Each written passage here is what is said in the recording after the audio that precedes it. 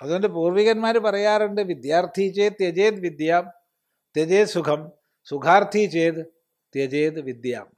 സുഖാർത്ഥിയാണെങ്കിൽ വിദ്യ ഉപേക്ഷിച്ചോളൂ, വിദ്യാർത്ഥിയാണെങ്കിൽ സുഖത്തെ ഉപേക്ഷിച്ചോളൂ. കുറേ ത്യാഗം സഹിച്ച് കഷ്ടപ്പെടാൻ തയ്യാറുണ്ടെങ്കിൽ മാത്രമേ പഠിക്കാൻ പറ്റൂ. ഏത് മേഖലയിലും അങ്ങനെയുള്ളവരെ ഉയർന്നിട്ടുള്ളൂ,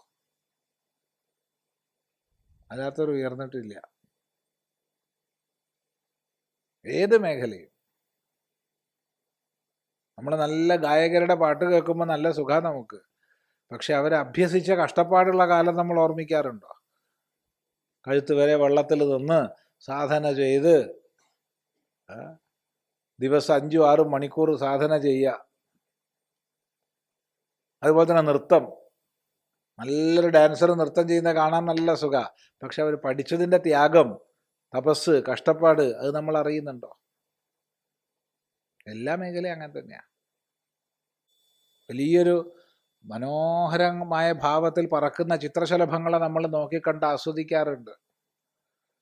പക്ഷെ ആ ചിത്രശലഭത്തിൻ്റെ ജീവിതത്തിൽ ഒരു പ്യൂപ്പാദശ കടന്നു വന്നിട്ടുണ്ടെന്ന് നമ്മൾ ഓർമ്മിക്കാറുണ്ടോ?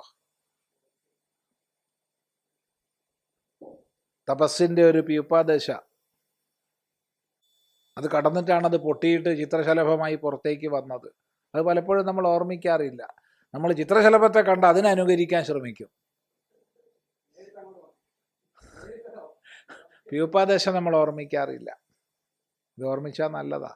അതുകൊണ്ട് യമൻ പറയുകയാണ്, ഈ പറഞ്ഞ സുഖഭോഗങ്ങൾ ഒന്നും നിന്നെ പ്രലോഭിപ്പിക്കാത്തത് കൊണ്ട് നീ വിദ്യാർത്ഥിയാണെന്ന് ഞാൻ മനസ്സിലാക്കുന്നു.